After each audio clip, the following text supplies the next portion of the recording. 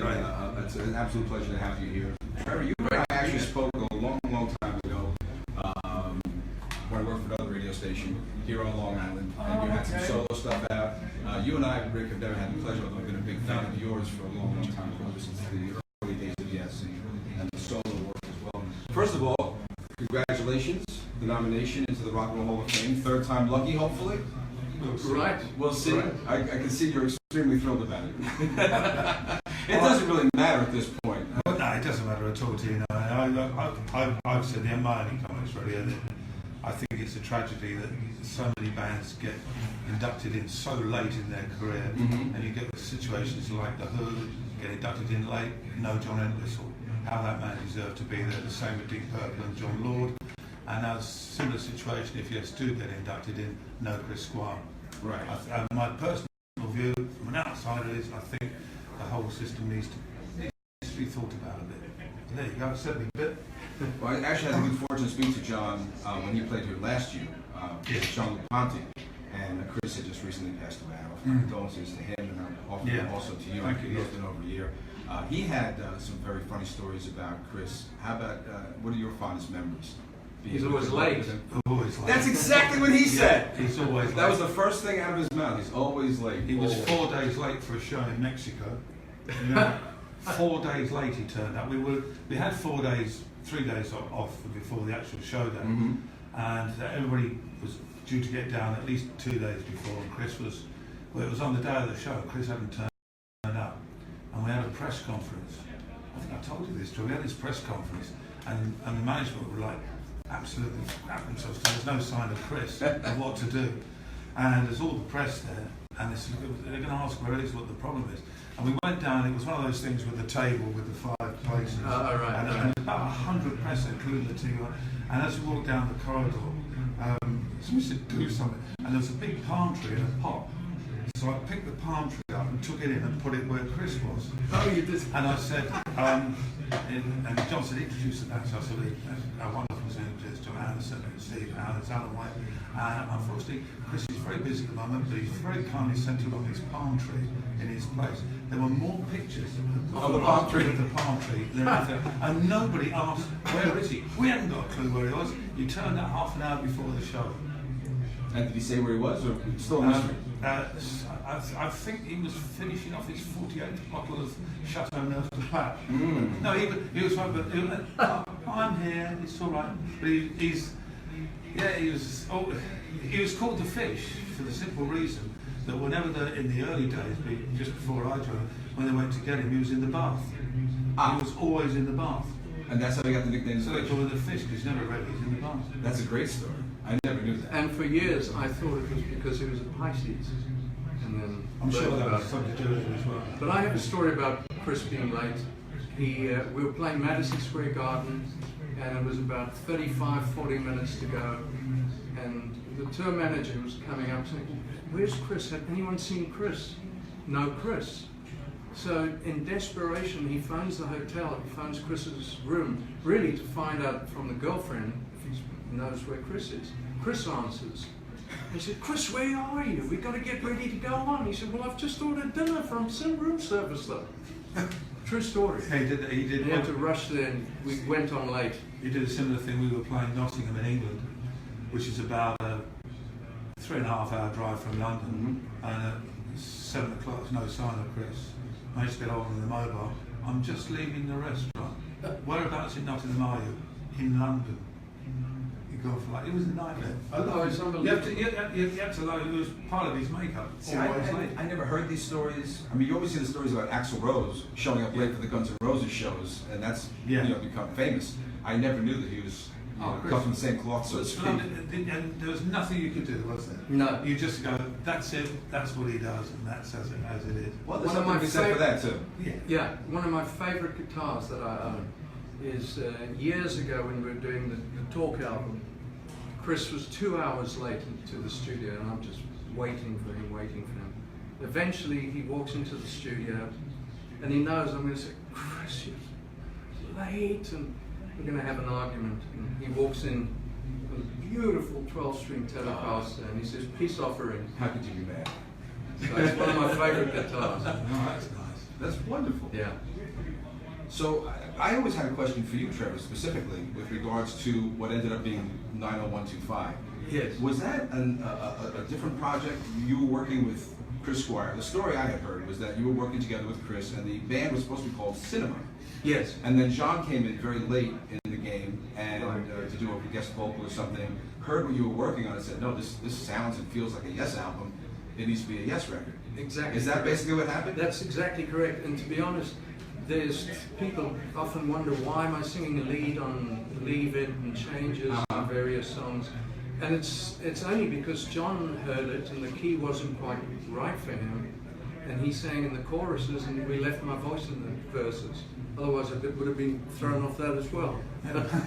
Well, it's so great to have you both here. So we're talking with Rick Wakeman and Trevor Rabin from ARW. I guess that's what you're calling yourselves now these days. The thing I find fascinating is you, Rick, are really Yes of the 70s, and you are Yes of the 80s, and John is kind of the constant all across the board. So it's really wonderful that the three of you have joined forces here Well, I'm hoping to go out and play. I'm hoping ARW are nominated to the Hall of Fame in 2050.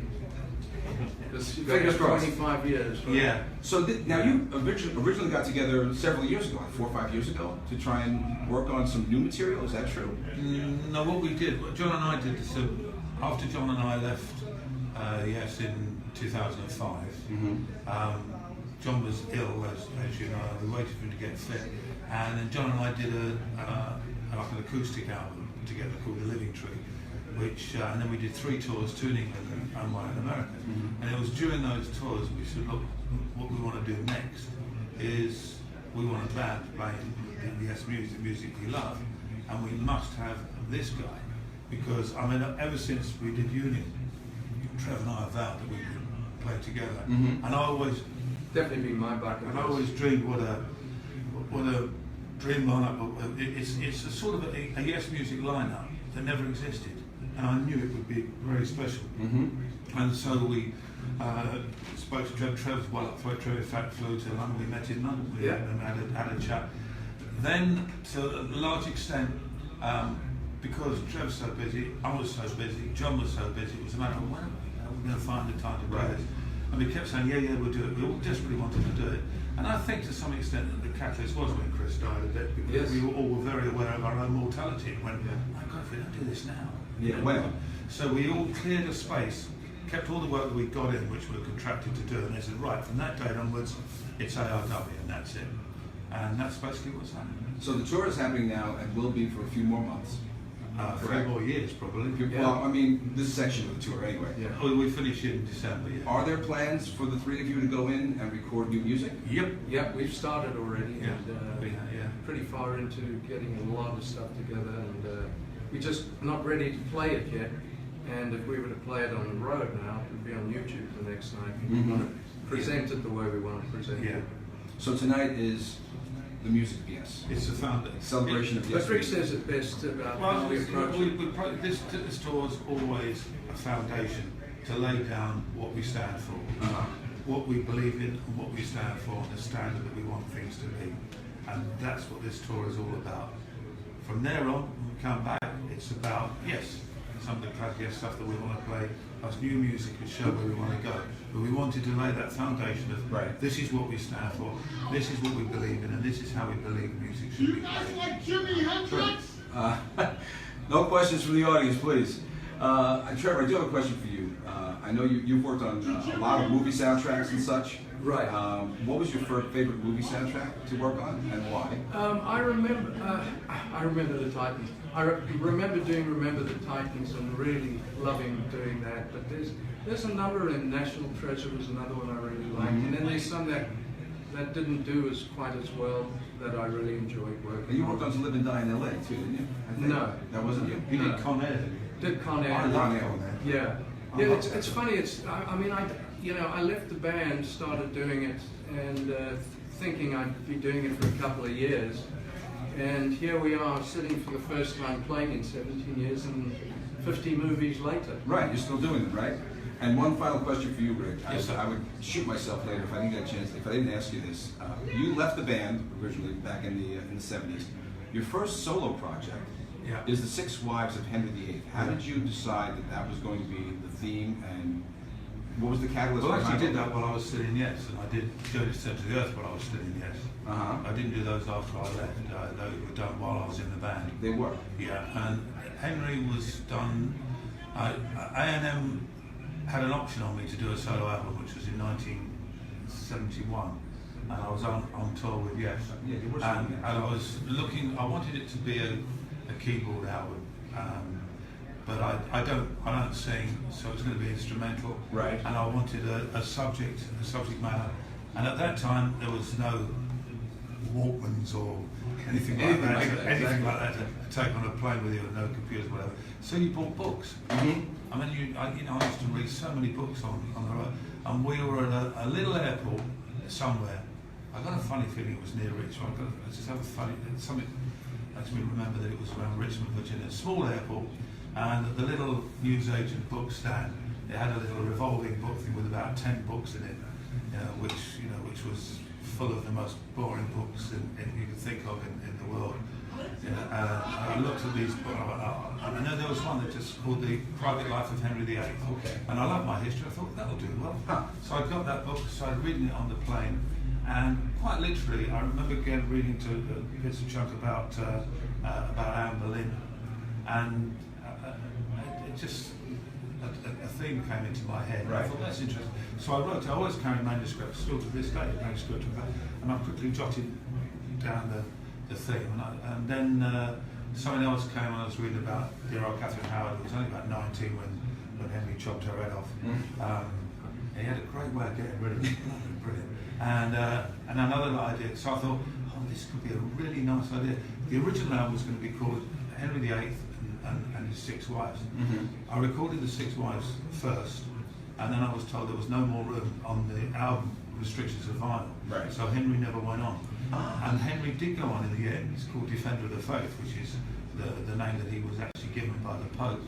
When I redid it in 2009, and I did a live thing with a big orchestra choir, the Six Wives of Henry VIII, and added in the pieces that were never on the original. And that's available. That's available, yeah. Excellent. It's a Six Wives of Henry VIII at Hampton Court.